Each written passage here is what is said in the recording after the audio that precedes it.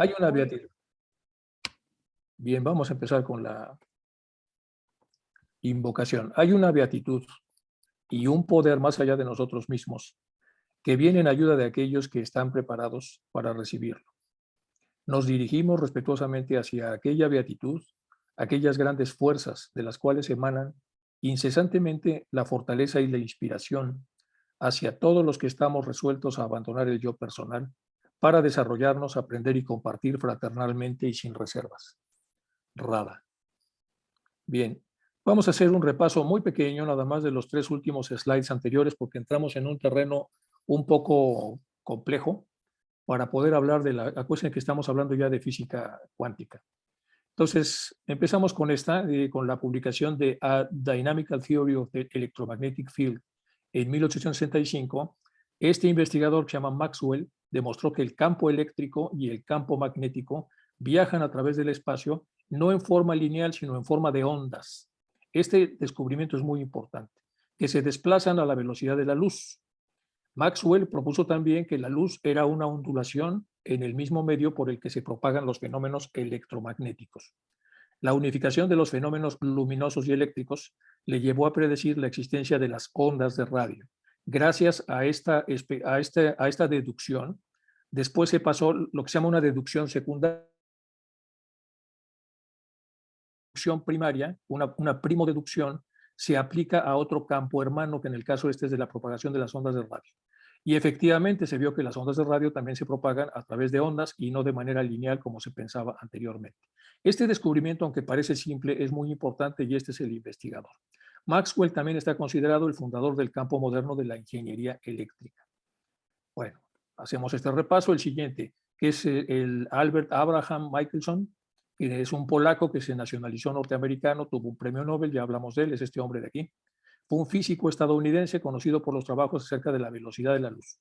Recibió el Nobel en 1907 y fue el primer gringo en obtener un premio en la disciplina de ciencias. Destacando estudioso en el electromagnetismo y física óptica, su trabajo más notable fue el experimento de Michelson-Morley, reconocido por Albert Einstein como la base de la teoría de la relatividad, y ahora lo explicamos. Y aquí tenemos el famoso Lord Kelvin. Hay que recordar que en aquella época muchos de los que eran muy brillantes y obtenían premios internacionales eran convertidos en lores en la nobleza británica. Entonces el Lord Kelvin encontró que había cosas que no respondían a la física newtoniana, es otro de los temas importantes. Lord Kelvin destacó por sus importantes trabajos en el campo de la termodinámica y la electricidad. Estos autores ya son posteriores al descubrimiento de que toda esta energía viaja en forma de ondas. Gracias a sus profundos conocimientos de análisis matemático, pudo hacer entonces estos trabajos termodinámicos y de electricidad. Es uno de los científicos que más contribuyó a modernizar la física. Es especialmente conocido por haber desarrollado la escala de temperatura de los famosos grados Kelvin, que muchos de ustedes recordarán. Recibió el título de Barón de Kelvin en honor a los logros alcanzados a lo largo de su carrera. Siempre activo en investigaciones industriales, él se dedicó a aplicar todo este conocimiento a la industria. De hecho, en aquel entonces se acuñó lo que era ciencia dura y ciencia aplicada, y la ciencia aplicada es cómo los investigadores aplican la ciencia a cosas prácticas de la vida diaria. Entonces se aplicó en ciencia aplicada a todas las investigaciones industriales y de desarrollo.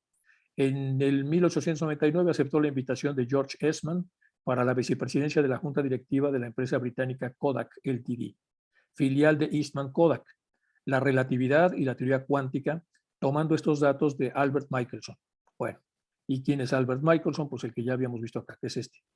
Entonces, así estamos vinculando a estos 3 autores muy importantes.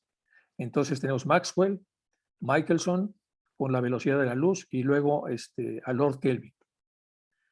Y aquí estaba la invocación que ya hicimos, y entonces vamos ahora con todo esto. Empezó a haber un pleito, una complicación, una calle sin salida en la física clásica, porque muchos de los avances que se estaban teniendo sobre la ondulación de la electricidad, etcétera, etcétera, los conocimientos que estaban haciendo también en el campo de la física, empezaron a ser ya insuficiente a la física clásica, y los físicos clásicos, con mucho poder todavía, pues se defendían y entraron en conflicto con los físicos que iban más allá de lo clásico. Y entonces se hicieron las famosas conferencias que ya habíamos hablado también la vez pasada, que son las que hicieron de Solovey. Ernest Solovey fue un industrial belga, ya lo convocó el primero de una serie de encuentros, siendo el del 27 importantísimo. Estuvo dedicada a la teoría cuántica. De los físicos ahí presentes, relacionándolo con la teoría cuántica, recibirían en diferentes años premios Nobel, o sea, junto a la crème de la crème. Einstein lo que hizo fue generalizar la teoría de Max Planck.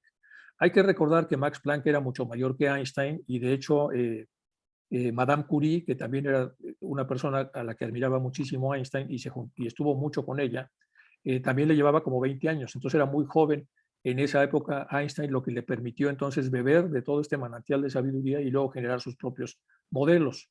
Einstein lo que hizo fue generalizar la teoría de Max Planck, que se había quedado trunca, y afirmó Einstein, la luz siempre existe bajo la forma de cuantos. Entonces pasamos de la ondulación a los cuantos, siendo ese el motivo por el cual la materia la absorbe, es decir, porque tiene masa. Según la teoría cuántica, la energía se emite y absorbe en cantidades discretas y minúsculas. Es decir, según la teoría cuántica, todo tipo de energía se emite y absorbe en cantidades discretas y minúsculas. Un paquete individual de energía, o sea, un cuanto, llamado cuanto, en algunas situaciones se comportará como una partícula de materia, pero en otras se comportará como onda. Entonces, a todas estas conclusiones se llega en la famosa conferencia de Solovey.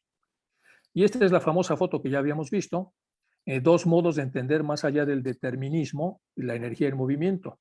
Las partículas como masas impenetrables que se mueven atendiendo a sus causas o sin atender a sus causas. Hay que recordar que la física clásica de principios del siglo XIX acuñó dos términos muy importantes, que es la dinámica y el otro, a ver si me acuerdo cómo se llama, la cinética. La cinética es el movimiento de los cuerpos sin atender a sus causas y la dinámica es el movimiento de los cuerpos atendiendo a las causas, pero de alguna manera estamos hablando de causas. Entonces, aquí las partículas como masas impenetrables se mueven atendiendo a sus causas o sin atender. A eso están hablando del primer postulado de la física clásica. Las ondas parecidas a las olas del mar se formularon aseveraciones sobre la física basada en estudios previos. Sin embargo, el 24 de octubre del 27 se reunieron en el Hotel Metrópol de Bruselas un grupo de físicos que terminaría por cambiar esas aseveraciones y son estos los que se reunieron. Bueno, este Hotel Metrópol, que es muy famoso por esta reunión y es muy famoso por las gentes que allí estuvieron y seguramente bendecidas y alimentadas por la intuición necesaria para poder generar posteriormente lo que posteriormente generaron. Y aquí tenemos la foto remasterizada, porque la foto original no es esta, y tenemos a una única mujer que es Madame Curie, que está de este lado, y junto está el Lorentz, y aquí está Einstein muy joven. Pero aquí hay grandes personajes, aquí está Bohr, que lo estamos viendo acá, y está Heisenberg, que vamos a ver dentro de un momento también algunas de las cosas que hizo, y muchos físicos importantes. 9 de ellos, después de esta conferencia, tendrían premios Nobel más adelante. Bueno, y aquí está Max Planck.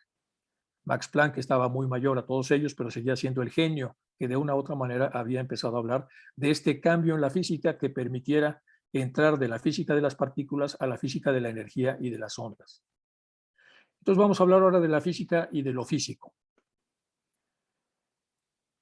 Bueno, aquí tenemos a los que no creen en nada que no esté evidente a los sentidos, se les llama agnósticos. Y entonces para percibir en el plano físico los órganos de los sentidos no alcanzan.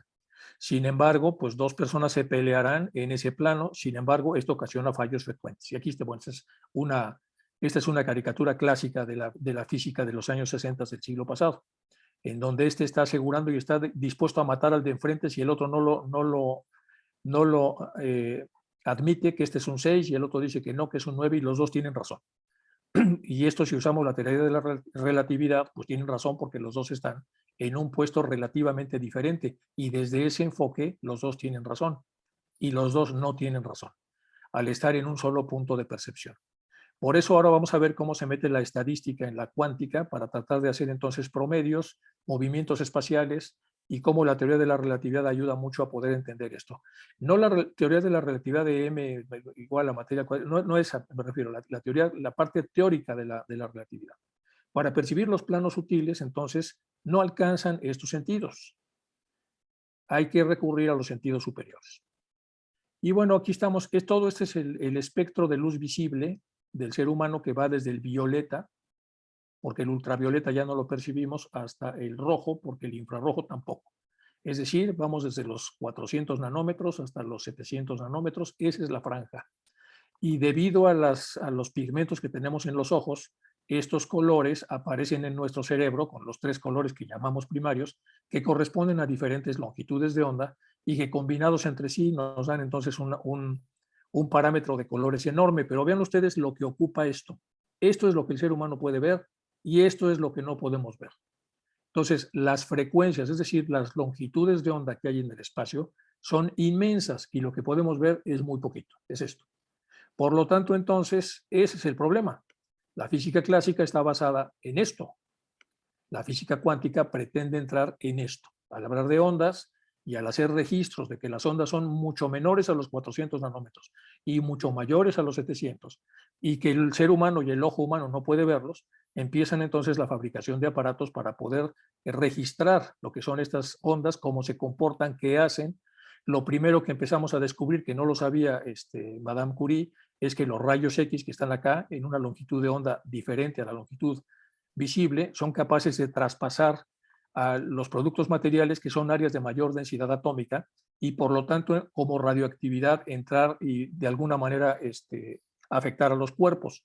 Entonces lo que se hace para protegerlo, que vino años después, es hacer placas de los materiales que tienen mayor densidad atómica para evitar que estos rayos pasen y que el material que fue seleccionado es el plomo, que es uno de los materiales que tiene mucho mayor densidad, y entonces absorbe y evita que esto pase, y bueno, están los rayos gamma, etcétera, los rayos cósmicos, la frecuencia, etcétera, etcétera. Bueno, las longitudes de onda, etcétera, etcétera. Bueno, la correspondiente longitud de onda en el agua y en otros medios está reducida por un factor igual al índice de refracción, es decir, a la capacidad que tienen de reflejarla.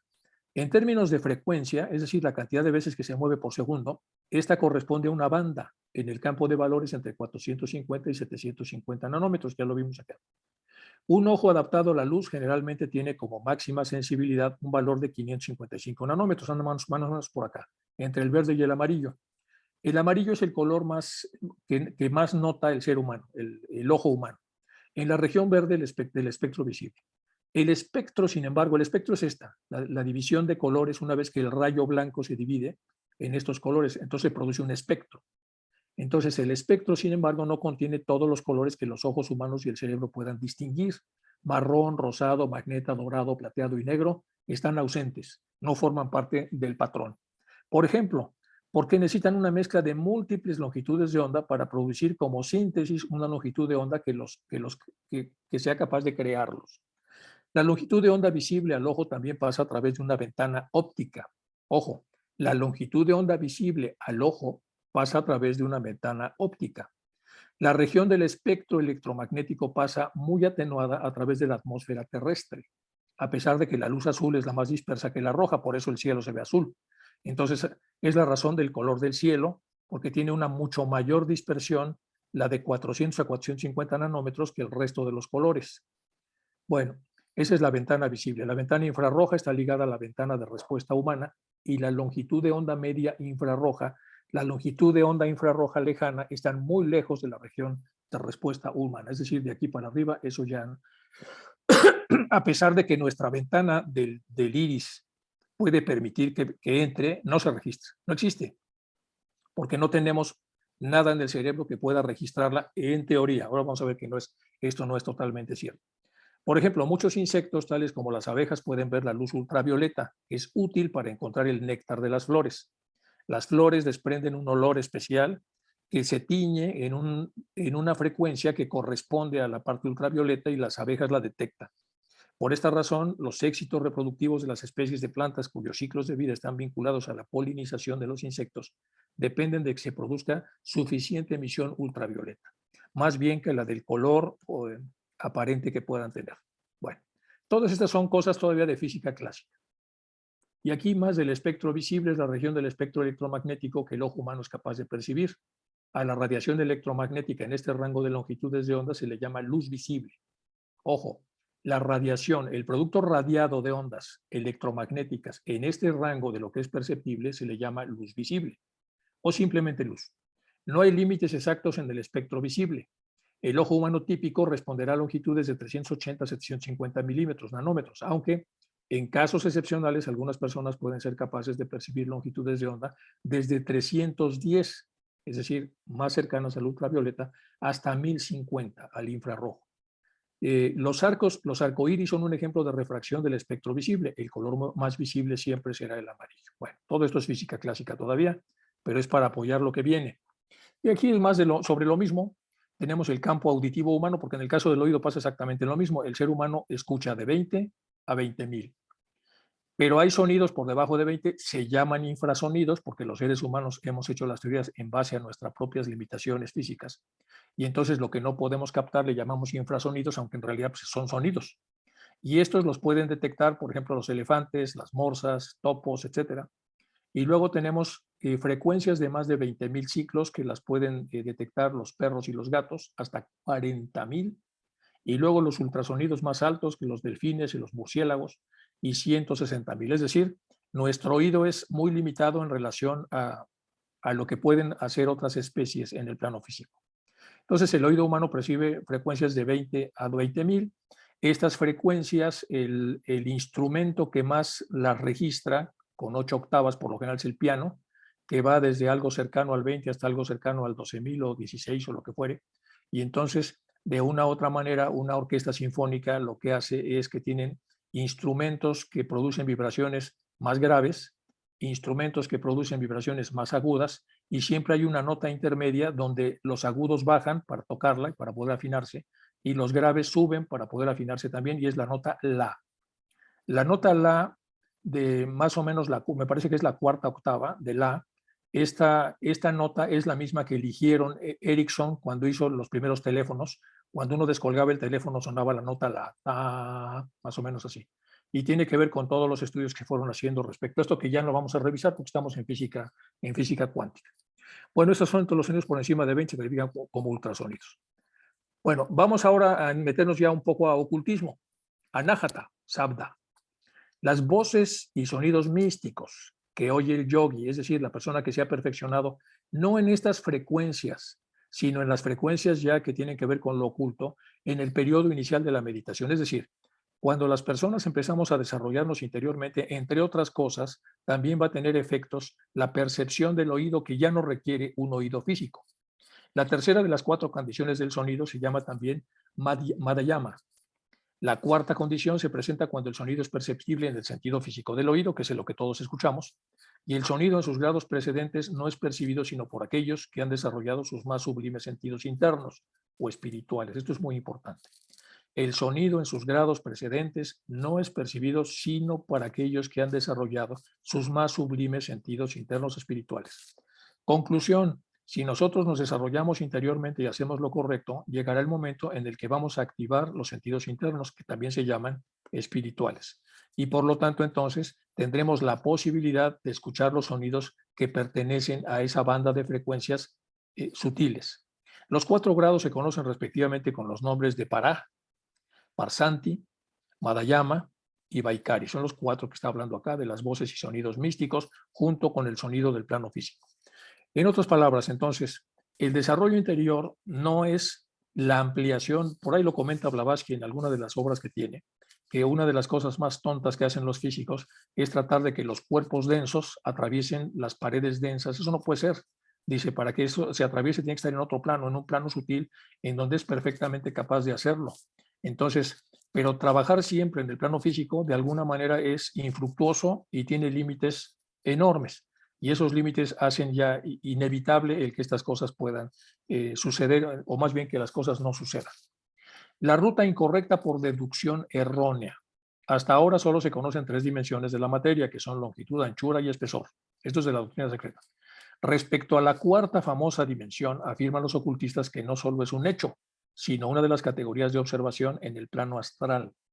No solamente es un hecho, o sea, no solamente existe a pesar de que todos vivamos en el aspecto tridimensional, sino que además no solo es un hecho, sino una categoría de observación en el plano astral. Los progresos de la evolución pueden hacernos conocer nuevas cualidades características de la materia. Ojo, es completamente cierto, ni siquiera es completamente, que los progresos, la evolución, el desarrollo interior de la evolución pueden hacernos, a cualquiera que estemos metidos en este esfuerzo, a conocer las nuevas cualidades características de la materia. Aquellas con las que nos hayamos ya familiarizado son en realidad más numerosas que las que corresponden a las 3 dimensiones. Las cualidades características de la materia deben evidentemente tener una relación directa con los sentidos del hombre. Así que cuando algunos atrevidos pensadores, aquí es donde dice Blavatsky lo que les comentaba, han estado suspirando por una cuarta dimensión para explicar el paso de materia densa a través de materia, la formación de nudos en una cuerda sin fin, lo que ellos echaban de menos era una sexta cualidad característica de la materia, pero eso no existe.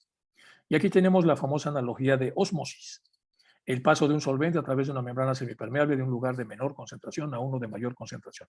Membrana semipermeable es una membrana física, pero que tiene la capacidad de permitir que ciertas partículas, en este caso las moléculas de agua, se muevan de un lugar a otro, pero no así los solutos, es decir, las partículas de mayor densidad, que son más grandes.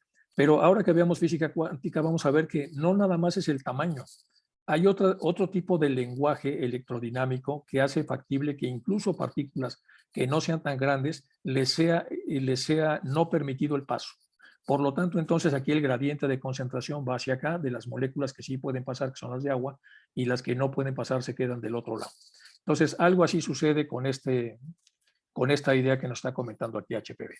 La famosa filosofía Sankhya, que es de las más adelantadas que todos sabemos y que mucho se cita en la doctrina secreta, afirma que el mundo exterior está construido por 5 factores llamados elementos sutiles o primarios, o tanmatras, correspondientes a los 5 sentidos, designados como los nombres de ellos. Estos 5 elementos sutiles combinan entre sí produciendo los 5 elementos groseros o compuestos, los mahabhutas, los cuales combinándose a su vez entre sí formarán el mundo material. Aquí en esta contracción de 6 renglones se nos dice cómo se forma el mundo material a través de estas combinaciones de los tanmatras y los mahabhutas.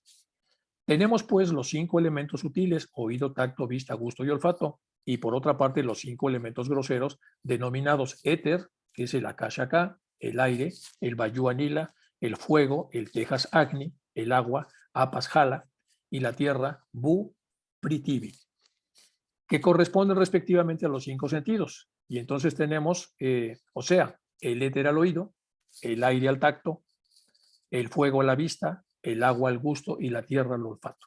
Hay una correspondencia de lo más denso a lo menos denso. Hay que advertir, sin embargo, que cada elemento grosero afecta no solo a su sentido correspondiente, sino que además, por razón de ser compuesto, afecta a sí mismo, si bien en un grado menor, a los sentidos restantes. Bueno, viene la filosofía Sankhya, y esto ya da para mucho análisis.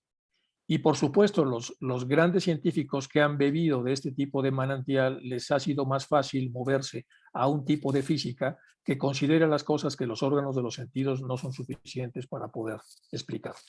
Aparte de la clase de elementos naturales referida, hay los elementos artificiales o formas de pensamiento, así llamados porque son formas dadas a una porción de la esencia elemental por los pensamientos de la humanidad y pueden obrar solo sobre el hombre de una manera benéfica o dañina según la naturaleza de dichas formas mentales.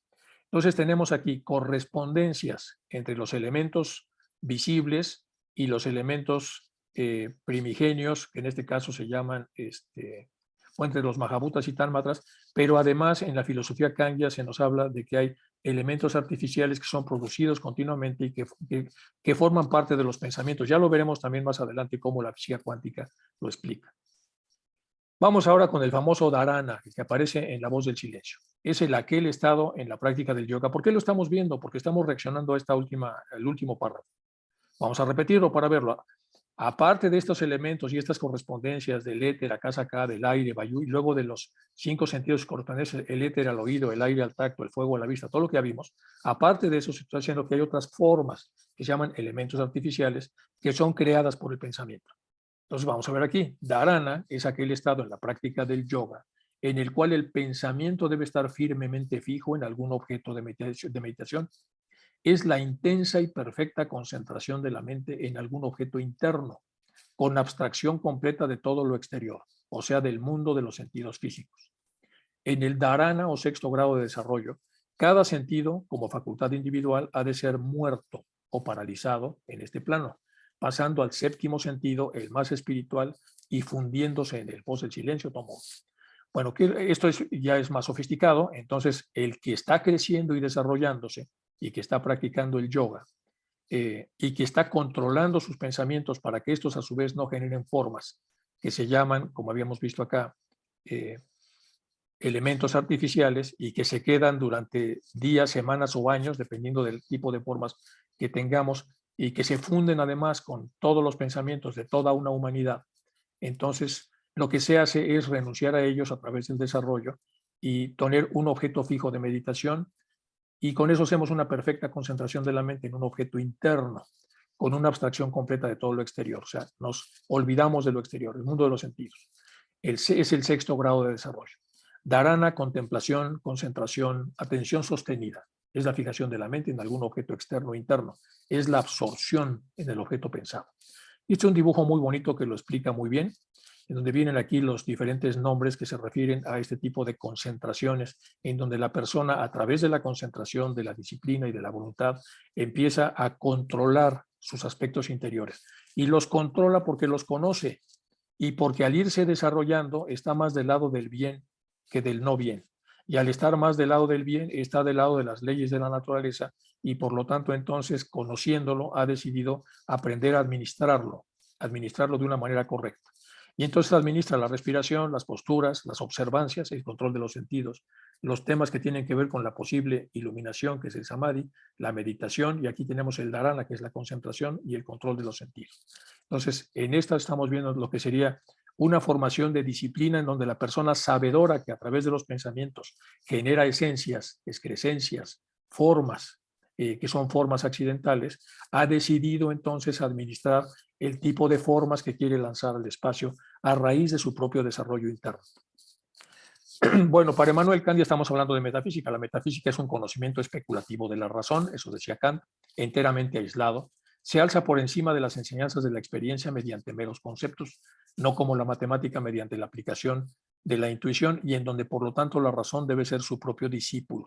Lo que está diciendo aquí Kant entonces es que cuando llegamos a la metafísica, la física es discípula, está en un grado inferior a lo que sería la porción de arriba. La metafísica, entonces, es ir más allá de la naturaleza. Metafísica es la rama de la filosofía que estudia la naturaleza, estructura, componentes y principios fundamentales de la realidad. Ojo, rama de la filosofía que estudia la naturaleza de las cosas que existen, su estructura, sus componentes y los principios fundamentales de la realidad.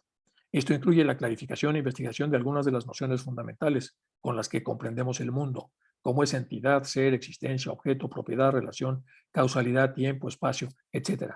Muchas de las categorías que fueron hechas por los antiguos presocráticos y con algunos de los posteriores como Aristóteles, que tienen mucho de esto. Según la teoría cuántica, la energía se emite y absorbe en cantidades discretas, ya lo vimos en minúsculas. Un paquete individual de energía se llama cuanto. En algunas situaciones se comportará como una partícula de materia y en otras como una onda. Si todo es al revés, en donde todo es al revés, el astral hacia arriba mirándolo desde el plano físico, entonces lo que aquí sería mayor densidad vista como aumento de masa, allá la mayor densidad sería vista como disminución de la energía con muy poca participación de la masa, lo cual permitiría la transmutación de energía materia dispositiva en energía materia positivo o negativa. Entonces, lo negativo y lo positivo desde el punto de vista de cargas electromagnéticas va a estar equidispuesto a todo lo que vamos a ver a partir de ahora. Aquí tenemos los planos de manifestación, que no son verdaderos, bueno, se les llama planos, se les llama esferas, etcétera, pero son planos metafísicos y el plano físico que está aquí abajo. Este es un dibujo de los que tenían los alumnos de HPB, y tenemos aquí el razonamiento concreto, las inferencias por encima de las experiencias, la parte metafísica, y aquí tenemos la parte átmica superior. El que trabaja mucho las ideas de átmico superior, átmico inferior, búdico superior, búdico inferior, es Taimni, que ya lo habíamos revisado también en otras partes de estas clases. Entonces aquí tenemos en esta frontera lo que sería el átmico superior e inferior, que en este dibujo de los alumnos de Blavatsky no aparece porque el huevo áureo contiene a lo que sería la parte átmica inferior, por eso puse una línea punteada, para que en la línea punteada de arriba sería la conformación, el puente, la vinculación de esta chispa de Atma con su padre, es decir, con el Atma superior, y eso lo hace a través del espacio que le permite trazar un puente hacia allá. Al final de cuentas son como nodos de energía en donde trazamos cosas hacia arriba y hacia abajo. Bueno, esto es entonces un poco la explicación de lo que va a venir ahora. Para entender la teoría cuántica se debe revisar primero la termodinámica y después la estadística. La termodinámica significa el movimiento de calor que fluye de un cuerpo con temperatura mayor a uno con temperatura menor. Así empezó la termodinámica. Todo esto hasta que las temperaturas de ambas lleguen a un equilibrio. Es decir, juntamos a algo con temperatura mayor con algo de temperatura menor y todo tenderá a llegar a un equilibrio. Es muy parecido a lo que pasa en química con el efecto de la dilución. El efecto de la dilución es que ponen ustedes en un litro de agua un gradiente de cualquier soluto y después de un tiempo los solutos quedarán equidispuestos, es decir, llegarán a un equilibrio. Esta tendencia al equilibrio es una tendencia muy interesante de la naturaleza de prácticamente todo lo que existe. A este equilibrio se llama equilibrio térmico. Este calor se le puede ver como un parámetro vibracional específico, es decir, portador de mayor calor, con lo cual tendrá mayor vibración. De igual manera, el portador de menor calor tendrá menos vibración. James Watt, que lo conocemos por los watts, el mismo que dio su nombre a los watts como unidad eléctrica del vatio, construyó una máquina de vapor y logró que funcionara. Posteriormente, el Prescott Joule equiparó el calor al trabajo mecánico. Ese equivalente de trabajo produce la creación de la termodinámica. Entonces, primero se generan este tipo de descubrimientos termodinámicos viendo que el calor tiende a un equilibrio y que el calor tiene un estado vibracional diferente dependiendo de la temperatura que tenga. Después James Watt construyó una máquina de vapor, entendiendo entonces que el vapor, por tener una temperatura tan alta, de alguna manera va a poner un trabajo vibracional especial, y Prescott lo equipara entonces a lo que podría convertirse en un trabajo mecánico. Entonces, con estas tres aportaciones se hace así la máquina de vapor. Y dado que la palabra griega energía significa aquello que contiene trabajo, entonces von Helmholtz desarrolló la ley de conservación de la energía. La primera ley tenemos energía, trabajo y calor. Entonces, la energía es igual al trabajo más calor. Y entonces, con trabajo y calor, obviamente equiparamos la porción de energía que nos va a producir trabajo, siempre que el calor de alguna manera ayude a que el trabajo se realice. Posteriormente, Rudolf Clausius aclaró que siempre habrá cierta degradación en la energía total de un sistema. Introdujo el concepto de entropía, y este concepto es súper importante. Entonces, la entropía aumenta mientras un cuerpo con mayor calor fluye de un cuerpo más caliente a uno menos caliente. ¿Qué es la entropía? El grado de desorden de las moléculas de un sistema. Es decir, antes de que todo llegue a un equilibrio, hay un gradiente de desorden, pero es un desorden ordenado porque es un desorden que tiene una ruta y la ruta es llegar a cierto equilibrio. Sin embargo, por ejemplo, para un cuerpo vivo, el desorden es permanente hasta que morimos. Mientras no estemos muertos, entonces el desorden es lo que permite la vida. Es decir, son todos los movimientos que se hacen de energía con trabajo y calor, y entonces por eso el calor sube o baja, con lo cual en función del trabajo ya a este se le aplica ciertos gradientes de energía. La energía físico-química viene de ciertos radicales que vamos a ver después cuando veamos química oculta, y entonces los traducimos en estas dos funciones. Y a través entonces de los alimentos que tomamos, volvemos otra vez a cargar las baterías que tenemos internamente, que tienen que ver básicamente con la relación de fósforo y oxígeno a través de un enlace de alta energía, y que al ser reventado nos producen la posibilidad de un trabajo y con el desprendimiento subsecuente de calor y el enfriamiento necesario para un cuerpo físico a través de agua, con lo cual se produce el sudor. Todo eso lo veremos después con más detalle, pero estamos de momento viendo cómo se fue descubriendo todo esto. Ahora empieza la explicación a nivel atómico. Maxwell, el que ya habíamos revisado, había explicado que las moléculas eran como esferas, cuerpos de series de átomos, con diámetros menores a las distancias entre ellas, molécula a molécula. Las colisiones entre moléculas tienden a conservar la energía. Al ocurrir esto, las moléculas se mueven sin interactuar a una velocidad constante. La teoría de Maxwell incluyó promedios estadísticos. Lo que hizo Maxwell aquí fue empezar a ver cuál era el efecto de la energía sobre el trabajo molecular y por qué se desprendía de este trabajo molecular energía, de dónde venía la energía que se podía desprender de ahí. Bueno, perdón, aquí estamos viendo la foto de las primeras máquinas que hicieron a este respecto. Lo que se trataba era de mover este rodillo mecánico. A través, aquí está la estufa, en donde va a estar el vapor necesario para que a través del calentamiento se muevan las poleas que pueden mover esta máquina. Y ya más adelante, pues eso se aplicaría a la navegación, como todos sabemos. La estadística, ahora vamos con la estadística. Ya vemos que eso es termodinámica y estadística. Bueno, recordemos que un mol es 6 a la 10 a la 23, que aquí está la cifra, es enorme. Maxwell explicó que la temperatura se mide la velocidad cuadrática media microscópica de las moléculas, que es la velocidad multiplicada por sí misma. Entonces, la velocidad cuadrática, que así se llama, es lo que permite entonces que podamos medir las temperaturas, sobre todo cuando estamos trabajando con espacios de calor enormes. Ludwig Boltzmann interpretó el modelo cinético de Maxwell. y generó una nueva teoría, la ley de distribución ortodoxa, debido a la libertad de movimiento y la interdependencia entre sí.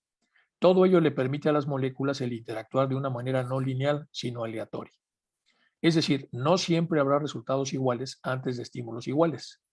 Es más, al ser conectada con las causas, todo tiene que ver en función de las causas y los resultados de estas causas con el movimiento y determinadas condiciones medioambientales. Al final, la energía térmica en cada caso se dividirá en partes iguales entre todos los grados de libertad de un sistema molecular mayor, es decir, el cuerpo que contiene las moléculas. Bueno, aquí tenemos entonces, cuando la energía de un sistema se degrada, que es la ley de Clausius, los átomos se desordenan y crece la entropía. Ojo, cuando la energía de un sistema se degrada, la que es la ley de Clausius, los átomos que están ahí metidos se desordenan y crece el desorden, la entropía. Y es posible medir dicho desorden si se sabe el número aproximado de formas en las que puede volver a estructurarse a partir de dicho conjunto de átomos. Eso se llama mecánica estadística y aquí es donde viene la parte estadística. Empezamos a aplicar números que de alguna manera demuestren cómo viene el desorden y cómo se reagrupa otra vez en un nuevo orden. El nuevo orden es la nueva temperatura que va a tener un sistema que previamente se ha desordenado. Un sistema, que es un conjunto determinado de moléculas, así se llama el sistema, evolucionará desde un estado menos probable a otro más probable al ser agitado mediante calor o vibración mecánica hasta llegar a un equilibrio térmico. Así el sistema habrá alcanzado su estado más probable y la entropía tomará su valor máximo. Bueno, vamos a explicar esto con calma. Un sistema que es un conjunto determinado de moléculas, la que sea, un litro de agua, evolucionará desde un estado menos probable a otro más probable al ser agitado mediante calor o vibración mecánica.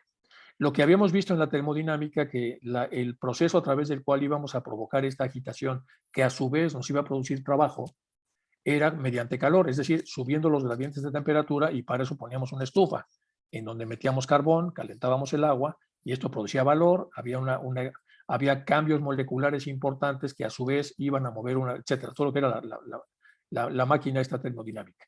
Pero aquí estamos incluyendo algo más que es la vibración mecánica.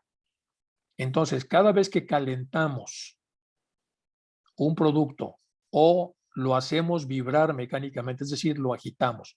El término concreto se llama succionar, es golpear a un producto contra sí mismo varias veces.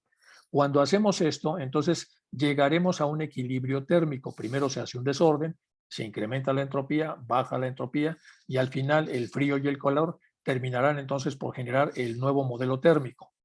Solo que nosotros aquí, al haber estado agitando, hemos producido cambios en las partes inherentes del producto, el producto que estamos agitando. Así el sistema habrá alcanzado su estado más probable y la entropía tomará su valor máximo. Es durante la entropía y el desorden que las cosas pueden alterarse o cambiarse. Entonces, y aquí pasaron varias cosas para los investigadores.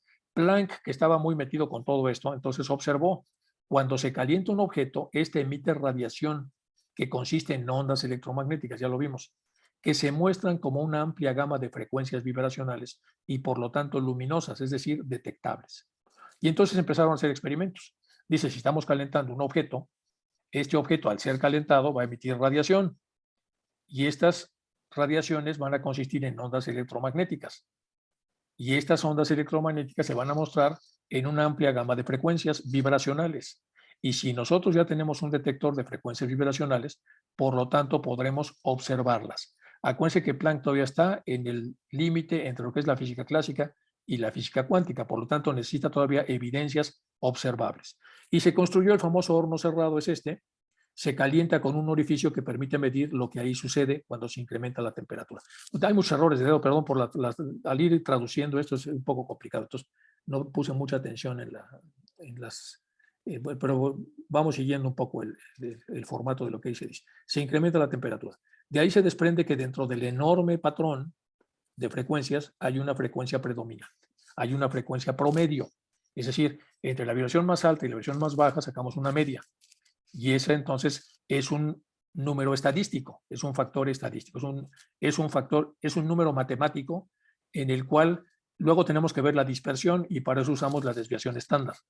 Entonces, en función de la desviación estándar y en función de la media, estamos observando aquí exactamente lo que necesitamos, que es el sistema de moléculas que va a evolucionar con un alto grado de entropía, pero siempre con un promedio. Y este promedio puede ser con una enorme dispersión o con algo no tan disperso. Vámonos ahora de este lado. La suma de probabilidades estadísticas de los sistemas microscópicos sirven para predecir las propiedades macroscópicas. Hay una probabilidad, aquí pasa una cosa rara. A la hora de calentar un recipiente, empezaron a encontrar que pasaban cosas un poco extrañas. ¿Cuáles son las cosas extrañas que pasan? Bueno, hay una probabilidad, que también es un término estadístico, de que en un momento dado exista una concentración de partículas en un rincón del espacio del sistema. Es decir, empezamos a calentar y no hay una distribución uniforme, sino que en un momento dado las partículas se agrupan en un rincón de este espacio del horno. ¿Por qué? No lo sabemos. Entonces, eso ocurrirá durante un instante y a eso se llama fluctuación de energía. Es el resultado de la acción probabilística de la propia energía actuando sobre sí misma. Pero tarde o temprano esto tenderá otra vez a disiparse, a dispersarse y obviamente a entrar en todo este sistema. Bueno, hay muchas formas modernas en las que nosotros podemos observar qué pasa esto, desde calentar una sopa, en donde vemos que según los gradientes hay partes del recipiente que tienen mayor calor y otros que no, hasta que se hace una distribución uniforme, hasta cosas un poco más complejas como los famosos hornos estos de cerrado que hacían los investigadores de principios del siglo XIX. Y así es como funciona el famoso horno. Estamos hablando de temperatura, acuérdense. Entonces, todas las ondas que se producen chocan unas contra sí mismas y como una carambola de 3 bandas, algo sale por este orificio. Y lo que sale es inmediatamente medido para tratar de observar lo que está pasando allá adentro. Entonces, ahora llegamos a la teoría del famoso cuerpo negro. Un cuerpo negro es un sistema cerrado, o sea, donde se incrementa la temperatura como la radiación electromagnética. Le ponemos calor, entonces lo que hay aquí adentro se calienta, puede ser gas o puede ser cualquier otro tipo de elemento, y lo cual incrementa la temperatura. Como radiación electromagnética no tiende hacia dónde salir, es absorbida por las paredes, se absorbe y se rebota en las paredes del recipiente cerrado en forma continua. El orificio dejará de salir la radiación emitida por las paredes, no la reflejada. Aquí viene otro gran descubrimiento. Lo que sale por las paredes no es lo que fue reflejado, sino es lo que fue absorbido por las paredes. En condiciones normales, la radiación dependerá de la temperatura. Sin embargo, al llegar a los 800 grados centígrados, no importa lo que existe en el horno, el color predominante será rojo y se le ve de manera uniforme. Y luego en la historia, pues nosotros vemos que en 1792, un fabricante de cerámica alemán, Woodward, señaló que a cierta temperatura, todo lo que calentaba en ese horno, que tenía más de 800 grados, todo se ponía rojo, las espadas, los metales, lo que fuera. 550 grados rojo oscuro, 750 grados rojo guindado y 900% un rojo anaranjado. Si llegamos a 1000, ya se produce un rojo amarillento y en 1200 un prácticamente blanco. Es decir, se van desprendiendo diferentes calores de todo lo que se va rebotando en estas paredes. Y esos colores nos hablan de que la frecuencia que se está ahí produciendo y se está calentando es diferente en función de la temperatura. La temperatura aumenta los gradientes y por lo tanto el nivel entrópico, y el nivel entrópico tiene comportamientos desde el punto de vista de la frecuencia muy diferentes para cada uno de los grados en los que ésta se va aumentando. Entonces, ese es otro descubrimiento de los famosos tanques cerrados y eso se le llamó teoría del cuerpo negro. Bain construyó un horno más complicado para poder medir esto. El horno cerámico tenía un calentador, aquí hice un poco el esquema que pues no quedó muy estético que digamos, pero tiene más o menos la idea. Aquí viene la aplicación de calor, aquí está el calentador en el interior de este tubo cerámico, que por cierto le costó un dineral, y después entonces lo que hizo fue medir la frecuencia, que está en esta parte de acá, y midió la intensidad haciendo que ésta rebotara sobre un cuerpo rojo y volviera a rebotar otra vez un cuerpo amarillo. Vamos a leer exactamente qué fue lo que produjo. El horno cerámico tenía un calentador y midió el comportamiento de ondas desde el infrarrojo hasta el ultravioleta. Las altas frecuencias no seguían el patrón normal de descenso, como lo hacen las crestas de las ondas típicas, sino que se iban hacia arriba. A eso se le llamó catástrofe ultravioleta. ¿Qué quiere decir? Que normalmente en las frecuencias, por lo menos en la física clásica, después de quitar la emisión de calor, hay una cresta y un valle. Acuérdense que las ondas tienen cresta y valle, y entonces el valle es muy alargado hasta que regresa otra vez la temperatura natural hacia abajo. Pero aquí no, las ondas típicas se iban hacia arriba y entonces construyó este esquema, que es el famoso desplazamiento de Bain, en donde el desplazamiento, ven ustedes, va totalmente hacia arriba y la cresta no se modifica, por lo menos no de la manera en la que normalmente se modificaría en un estudio de física clásica. Bueno, aquí tenemos todos los rayos gamma, la parte infrarroja, que es lo que está usando en este horno más complejo de cerámica, que hay fotos de él y están en muchos museos para el que quiera observarlos. Física cuántica en el pensamiento, en la acción y el sistema neuronal. Ahora vamos a trabajar con un autor más latino que se llama Galíndez o Galíndez. Tiene un libro interesante, el libro se llama Física cuántica en el pensamiento, acción y sistema. Este es una copia del libro. Es un libro universitario, entonces vamos a ver algunas ideas que hay de un autor más contemporáneo. Para cierta corriente del pensamiento, si aparte de nuestro cuerpo físico construido a base de átomos, aminoácidos, proteínas, moléculas, hasta las células, órganos, cuerpos que tienen fracciones de electronvoltios y por lo tanto son considerados poco estables, existiera un cuerpo constituido solo por elementos subatómicos, fíjense lo que dice acá, cómo arranca el libro. Para cierta corriente de pensamiento, si aparte de nuestro cuerpo físico, ¿qué es eso, nuestro cuerpo físico? Está hecho de átomos, aminoácidos, proteínas, moléculas, hasta células, órganos y cuerpos. Vamos a explicar esto. Este es un intelectual y entonces, bueno, va explicando esto demasiado rápido. Dice, entonces vean lo que dice. Si aparte de nuestro cuerpo físico, ¿cómo está constituido el cuerpo físico desde el punto de vista organicista? Por átomos. Los átomos cuando se juntan producen aminoácidos. Cuando los aminoácidos se juntan por más de dos producen proteínas, que son primarias, secundarias, terciarias, cuaternarias, globinas y globulinas. Las globulinas ya son enormes, tienen 5.000, 6.000, 7.000 aminoácidos, y las primarias, secundarias, terciarias son más, aparte tienen varias cadenas, o sea, hay todo un tema con la... Pero lo que está diciendo él es, si vemos un cuerpo físico hacia abajo, pues empezamos normalmente viendo que tiene proteínas globulinas, globinas, cuaternarias, terciarias, primarias, hasta que llegamos a la última proteína, y entonces vemos que está hecha de aminoácidos y estos de átomos. Eso es lo que veríamos. Y luego que si sigue esto creciendo de moléculas, las moléculas forman coacervados, que son células sin núcleo, y luego ya células con núcleo, y las células juntadas unas con otras producen órganos, y los órganos y sistemas producen cuerpos. Entonces nos vamos del cuerpo hacia abajo, es lo que está diciendo aquí en estos dos renglones. Pero pues, el tipo es sofisticado, pero hay que analizarlo, porque dice cosas interesantes. Entonces, vamos a leer otra vez. Para cierta corriente de pensamiento, si aparte de nuestro cuerpo físico, aparte de nuestro cuerpo, que como sabemos está constituido por átomos, aminoácidos, proteínas, moléculas, células, órganos y cuerpos, que tienen fracciones de electrones voltios y por lo tanto son considerados poco estables, si aparte de esto existiera un cuerpo constituido solo por elementos subatómicos, formados entre otros por los llamados quarks, con enormes cargas de energía del orden de millones de electrovoltios, y considerados menos inestables, es decir, más estables, mucho más estables que el cuerpo físico. Aún así, para muchos persistiría el dilema del aceptarlo como tal, debido a que no es visible, ni con lo más sofisticado de la óptica moderna, y que además no se puede medir, ni tocar, ni pesar, y fácilmente ni siquiera comprobar con los sentidos, aunque para Altman esto podría ser comparado con ciertos sistemas matemáticos apoyados en el I Ching, conjuntamente con un código genético. Esto último ha sido examinado por algunos autores para tratar de encontrar algún punto de convergencia entre la ciencia y la religión. Estos asocian o identifican el alma, el cuerpo y el espíritu con una descripción tridimensional del espacio físico y o la aceptación de un Dios definido en el espacio físico real tridimensional, lo cual es bastante complejo, por no decir imposible, puesto que resultaría inviable definir algo inmaterial en un contexto real con dimensiones materiales. Aunque las ondas invisibles que representarían los resultados de interacciones entre las partículas subatómicas o partículas cuánticas puedan ser interpretadas en un espacio físico real o de muchas dimensiones.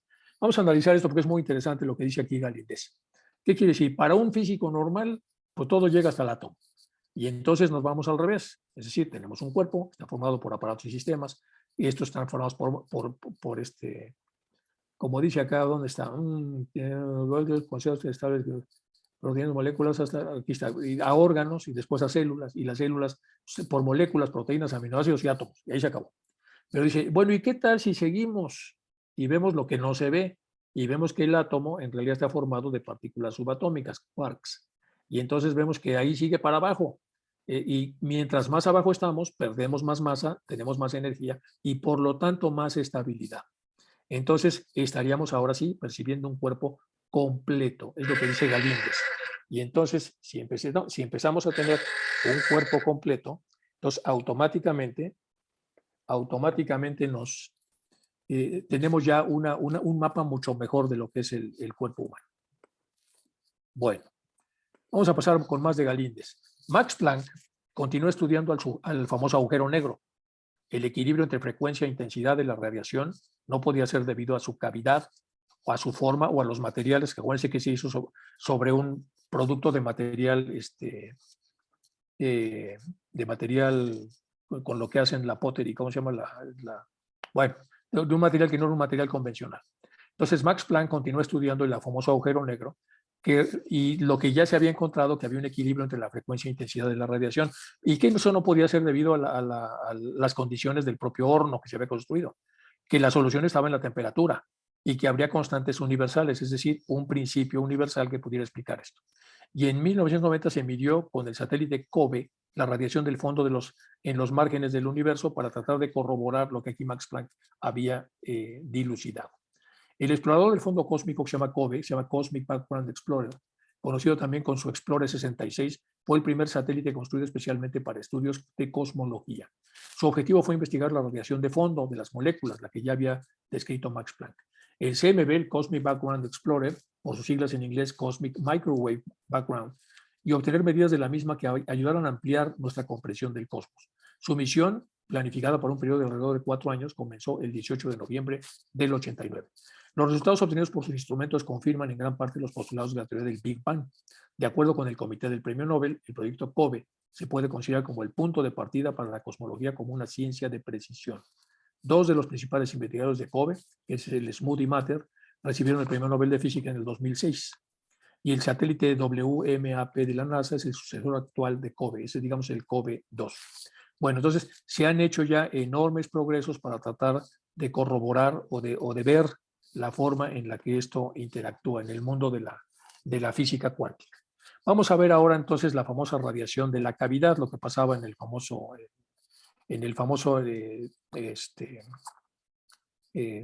horno. Planck postuló que en las paredes existían osciladores eléctricos que vibraban al ser sometidos a una agitación térmica. Y aquí está hablando de las paredes, y que las paredes, para poder contener parte de la energía, deberían tener en su interior, aunque no lo pudiéramos percibir, osciladores eléctricos capaces de vibrar al ser sometidos a la agitación térmica. Y entonces aquí tenemos un ejemplo de cómo están estos osciladores interactuando y produciendo ondas de ultrafrecuencia, de frecuencias medias o de baja frecuencia. Y aquí tenemos las frecuencias, lo que sería entonces una ultrafrecuencia, una frecuencia media o una frecuencia más baja. Entonces es lo que está él comentando y eso le llamó radiación de cavidad. Heisenberg, el que habíamos hablado que es un físico de 20 años cuando se reunió en Solovey, expresó que su carrera comenzó en un encuentro con Bohr, que es que ya tenía varios años de físico y muy desarrollado, en el que le dijo que los átomos no eran cosas. Entonces Heisenberg se preguntaba, aunque no son cosas, entonces ¿qué son? ¿De qué sirve hablar de trayectorias invisibles para electrones que se desplazan de átomos que también son invisibles? O sea, eso le produjo una profunda reflexión, y entonces luego intentó diseñar una suerte de códigos que relacionaran los números cuánticos y los estados de energía atómicos con las frecuencias y los brillos de los espectros de luz que se determinaban experimentalmente. Al igual que otros experimentadores, ellos consideraron al átomo como un pequeño sistema solar para poder hacer entonces analógicamente la explicación. A partir de un desarrollo de álgebra matricial bastante complejo, Heisenberg presentó una teoría cuántica completa, incorporando también su famoso principio de incertidumbre que también va a ser creado por Heisenberg. Entonces, a partir de este desarrolló entonces todo un modelo.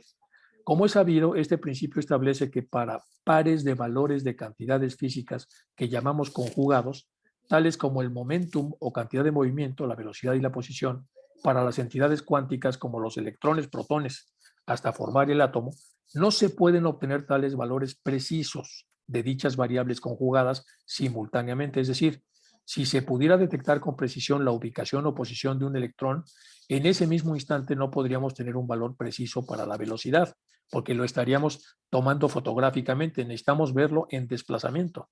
Esto no es un resultado de deficiencias o errores de las mediciones, sino una característica intrínseca de la imposibilidad propia de las denominadas entidades cuánticas, puesto que la determinación de una de las variables perturba la obtención de un valor preciso de la otra. Bueno, aquí está él tratando de ver que es muy difícil medir la trayectoria de un electrón y es doblemente difícil cuando sabemos que el electrón a veces está en una versión como partícula y a veces en una versión como onda.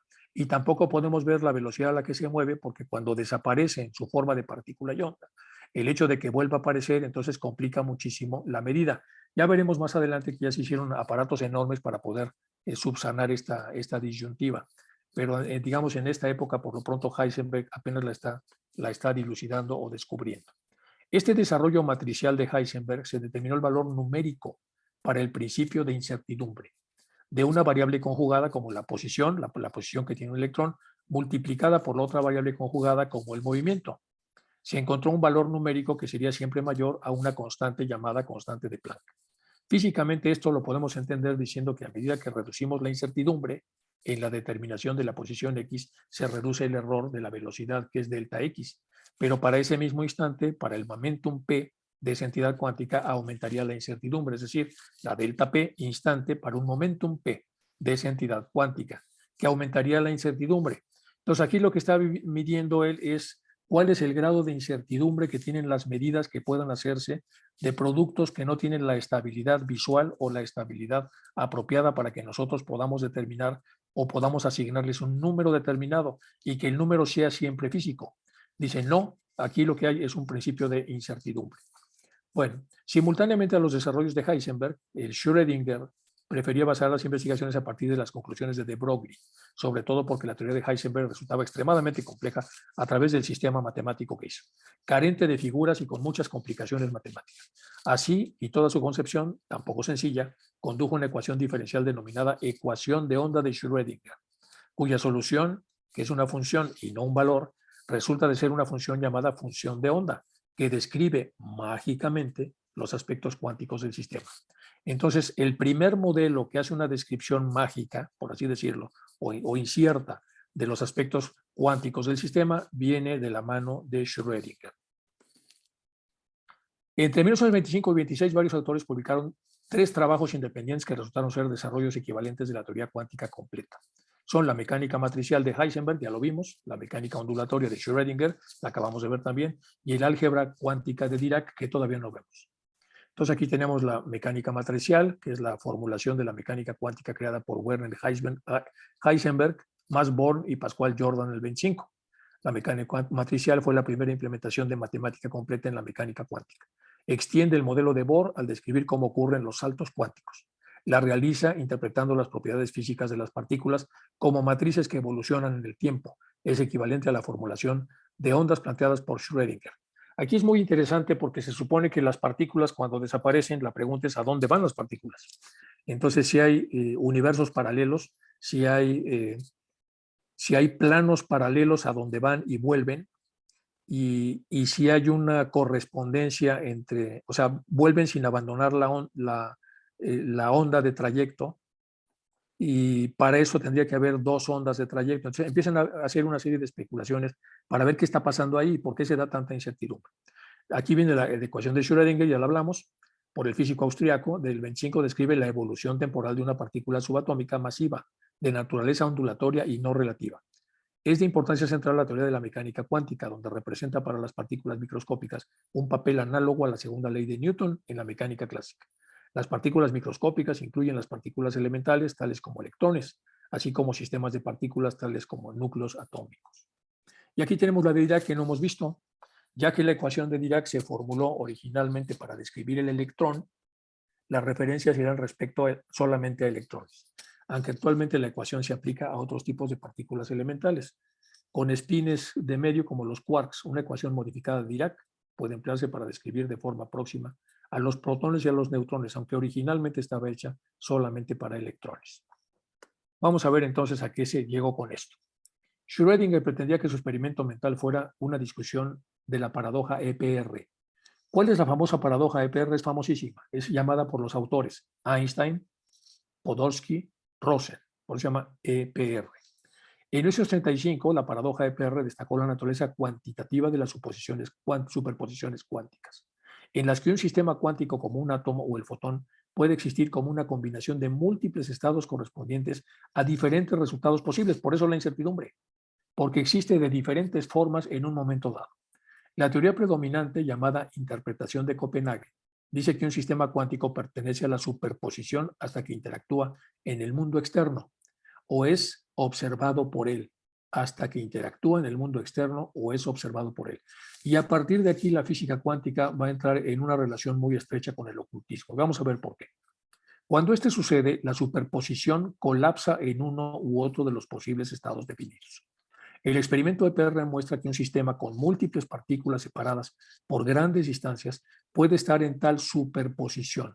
Schrödinger y Einstein intercambiaron cartas sobre el artículo de PR de Einstein, en el curso del cual Einstein señaló que el estado de un barril inestable de pólvora, después de un tiempo, contendrá una superposición de estados explotados sin explotar. Es decir, lo que estaba explicando Einstein es que si hay un barril con pólvora y no ha explotado, se han creado de alguna manera estados superpuestos del mismo barril ya explotado. Lo que está diciendo es que todas las posibilidades de un sistema, se apliquen o no se apliquen, van a generar en el espacio-tiempo una manifestación, por decirlo de alguna manera. Y esto entonces, aunque era todavía muy difícil de entender, entonces, para ilustrar mejor, Schrödinger describió cómo se podría, en principio, crear una superposición en un sistema a gran escala, haciendo dependiente de una partícula cuántica que estaba en una superposición, es decir, en una serie de estados probables de manifestación. Propuso un escenario con un gato en una cámara de acero cerrada, en el que la vida o la muerte del gato dependía del estado de un átomo radioactivo, si se habría descompuesto y emitido radiación o no. Según Schrödinger, la interpretación de Copenhague implica que el gato permanece vivo o muerto hasta que se observa el estado de lo que ahí sucedió, porque la caja es cerrada. En la caja tenemos entonces un material radioactivo. Si la palanca la mueve el gato hacia abajo, entonces sale el material radioactivo, el gato se envenena y muere. Pero si la mueve en otra dirección, lo que sale es un pellet de comida y el gato se alimenta. Entonces, estas son las dos posibilidades y entonces no sabemos si el gato murió o no murió, pero sí sabemos las posibilidades de lo que pueda ocurrir. Y esas dos posibilidades viajan en el universo cuántico. Es decir, para el universo cuántico, el gato que podía haber muerto ya murió y está como una posibilidad real en ese estado y no en el estado físico, pero sí en ese estado. Entonces, este es el famosísimo ejemplo del famoso gato muerto. Entonces, vamos a ver en el que la vida o muerte del gato dependía del estado de un átomo radioactivo, si se habría descompuesto y emitido radiación o no. Según Schrödinger, la interpretación de Copenhague implica que el gato permanece vivo y muerto hasta que se observa el estado final. Schrödinger no deseaba promover la idea de gatos muertos y vivos como una posibilidad seria. Por el contrario, pretendía que el ejemplo ilustrara el absurdo de la visión existente de la mecánica cuántica. Sin embargo, desde esa época Schrödinger, los físicos han propuesto otras interpretaciones de mecánica cuántica porque resultaba muy chocante ese tema de estar matando al gato. Algunos de los cuales consideran que la superposición del gato vivo y muerto es bastante real, intentando como una crítica a la interpretación de Copenhague. La ortodoxia predominante de 1935, el experimento mental del gato de Schrödinger, sigue siendo una piedra de toque para las interpretaciones modernas de la mecánica cuántica y puede usarse para ilustrar y comparar las fortalezas y debilidades. Más adelante vamos a empezar a mezclar esto con karma y con pensamientos de la persona que piensa que el gato está muerto, de alguna manera ya está produciendo un estado cuántico y el estado cuántico es bastante real, tiene una energía propia, tiene una forma propia y por lo tanto deberá tener un efecto propio. Por lo tanto, entonces, hasta donde va aquí el repaso de física cuántica, podemos nosotros decir que hay que vigilar lo que pensamos, sobre todo en aquellas alternativas en donde viene una solución que no conocemos. Por eso, estar en el aquí y el ahora nos evita hacer este tipo de contracciones y de producciones que son innecesarias y que iluminan el universo cuántico. A diferencia del campo electromagnético, la función de onda no se corresponde con una realidad física.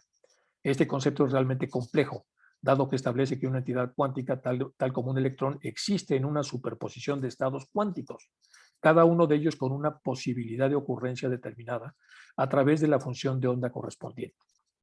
O sea, existen diferentes formas, que es lo que estamos viendo aquí del gato. Bueno, esta idea de la superposición es la que Schrödinger no aceptaría por parecerle absurda y que luego trataría de rebatirla con su famoso experimento como el gato de Schrödinger.